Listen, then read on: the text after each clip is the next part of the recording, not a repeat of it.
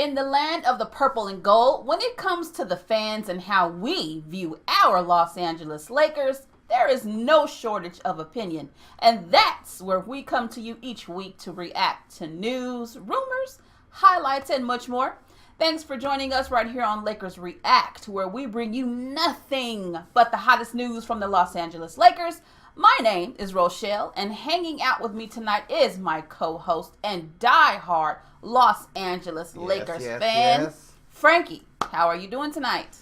Oh, you know I'm well. It has been an awesome week in the land of the purple and gold, continuing a dominant performance this week over the Portland Trail Blazers, and even better, a win streak. How are you, lady? You know what? I am fantastic, and I am loving the win streak as well. So, with that said, tonight we are ready to get this party started with some of the hottest news from the Los Angeles Lakers and your comments too. Now, with the Lakers React, we are online with the information you're seeing there on the screen. But as news breaks, we share it to our fan page on Facebook, Instagram, YouTube, and Twitter. Right. So when you comment and like online, we use those reactions to talk with you each week. So start liking, start commenting. And with that said, it's time to react. Taking a look back at the week, the Lakers have made us happy as fans continuing a win streak that has been sending the team up and up for the Western Conference playoff race chart. Taking a look at a road trip last Saturday on November 10th, the Lakers rolled into Sacramento, where I have to say they looked really good, destroying a hot Sacramento Kings team on their home floor 101-86. Now from there, we head back to Los Angeles on November 11th to face the Atlanta Hawks, where I am still hyped up from the last minute block from Tyson Chandler that we will get into a little later as the Lakers walk away with a win right there, 107-106. Then Wednesday night, LeBron took charge in a basketball masterpiece, dropping 44 points on the Portland Trail Blazers, and along the way, passing Wilt Chamberlain to become the fifth on the all-time scoring list. Now, Frankie, I'm excited about that. I need to know what you're feeling about that, though. My sister, I am feeling amazing.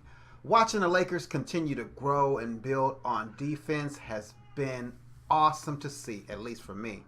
So far, so good with the Tyson Chandler edition, which when it came through, I mean, I looked at it basically, and reports early in the week were like, man, could Tyson go to Golden State before he came, etc. He ended up passing on Golden State to come to the Lakers, so I'm glad he did. And, in this day and age, you got a lot of players that want to chase that championship, get an easy win that are vets.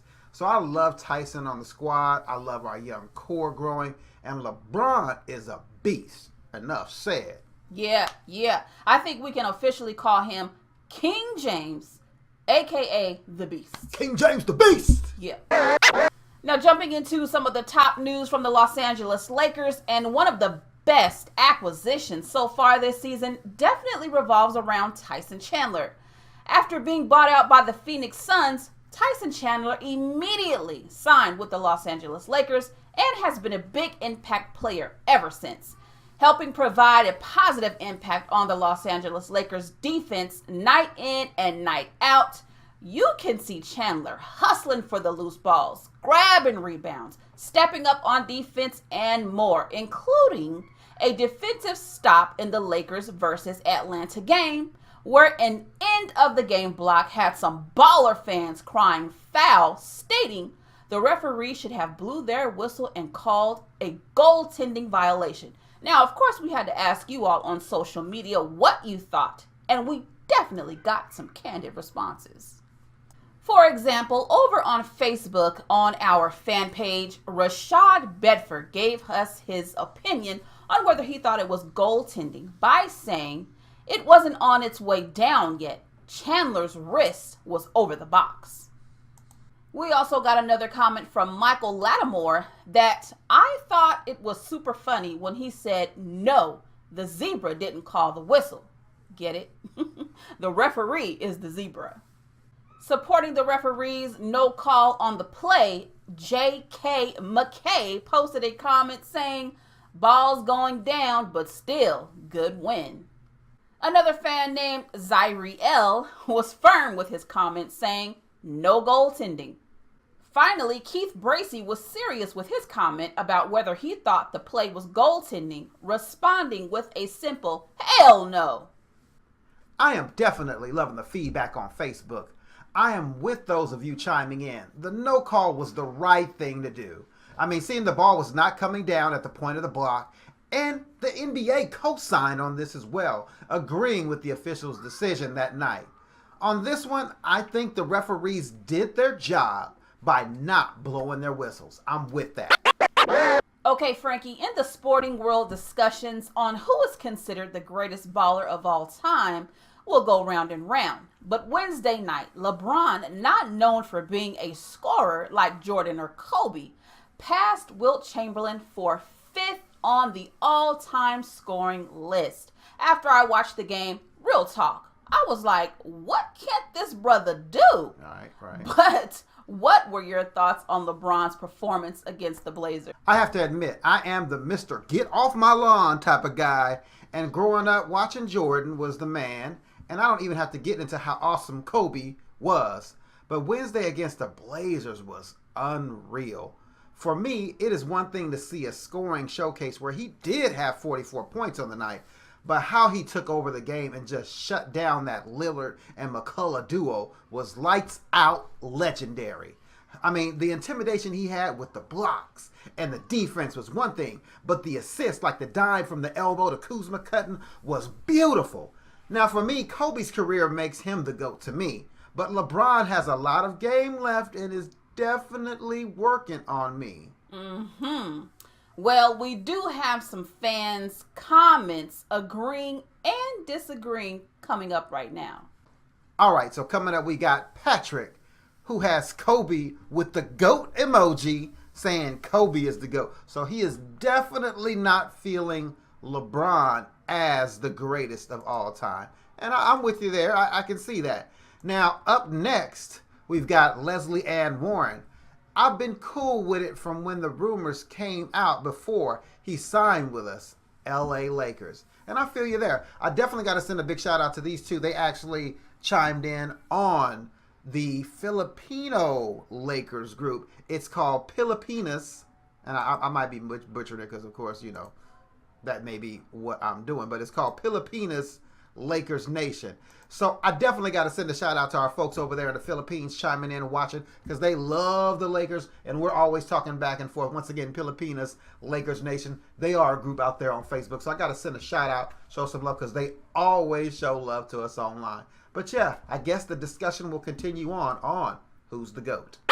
I have to admit that this season, one of my favorite things to watch during Laker games is what in the world will Rondo do? From stealing high fives to causing trouble, he is a pure crack up. But although we witnessed history on Wednesday night against the Blazers, it came with a hefty price as Luke Walton let the media know that Rondo broke his hand during the game in an attempt to create a steal. As fans, we should not have noticed because although he showed some signs of pain, he continued playing to the end, where after the game, the bad news was given. Now, this definitely sucks with Rondo being a big part of helping the Lakers win. But, Frankie, what are your thoughts on how the Lakers will do without Rondo? Wow. Yeah, when that news came down, I was definitely bummed because, like you, I definitely like watching Rondo. Time will definitely tell. Of course, he will miss significant time. I think they were saying now up to 5 weeks, and that is no good considering how much of a leader he is on the court. This season alone, Rondo is averaging 9.3 assists, 9.3 points, 6.8 assists, and 4.8 rebounds per game for the Lakers. Post-game, a lot of the messaging, even from LeBron, was the whole next man up, but we shall see. Rondo is one of those smart ballers, and that's all I can say. He's very intelligent. He knows how to get the vets and the young core in place. I'm expecting to see a ton of LeBron at this point, And I know most will point to Lonzo, Hart, and others. But trust me, when it is all said and done, the ball will run through the king. That's from sure. And you know what? I definitely hear you. And checking out some of the reactions online when we asked, how will the Lakers do without Rondo in the lineup? These folks, they had something to say. All right, let's pull that up. What's going on there?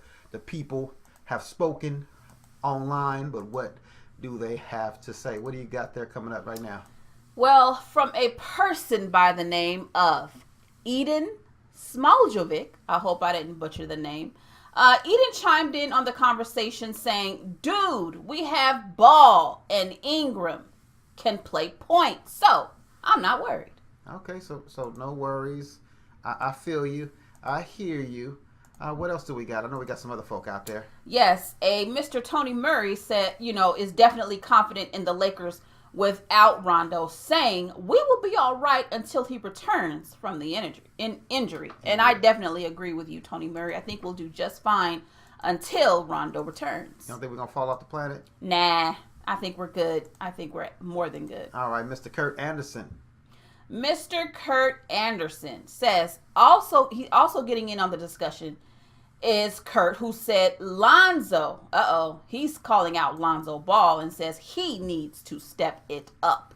So, while Rondo was out, Mr. Kurt Anderson wants Londo to get in there and move and groove, shake and bake, baby. I'm sure not only does he want him to do it, right, but I'm sure Big Daddy Ball probably wants Lonzo to get in there and step up. Absolutely. And then finally, we have Matt getting in on the conversation saying Hart will get more playing time and be solid. I definitely feel Josh Hart will take advantage of this, man. That brother is a hard worker. So I'm definitely feeling your comments there. I also want to send a shout out to everybody that chimed in there. Man, we got so many folk that we connect with.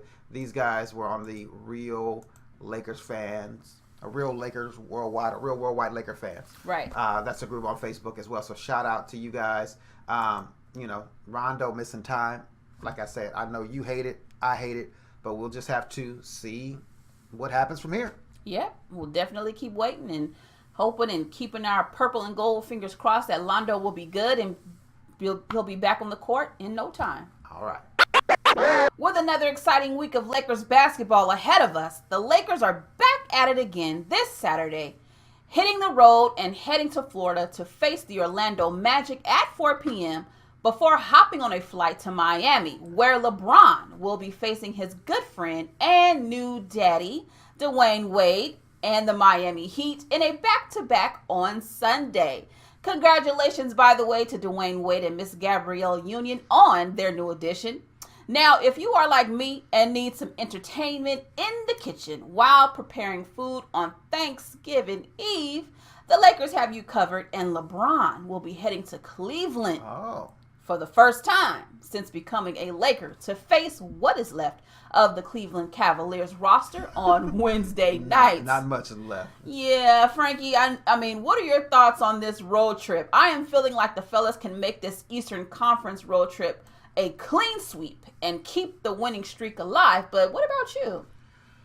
I am a little bit more pessimistic than you are, my sister. On paper, don't get me wrong, these look like easy wins, but a weekend in Florida might leave the fellas less than focused. I'm just saying, I am going to predict the Lakers pick up 2 wins at least and maybe lose 1 on the road.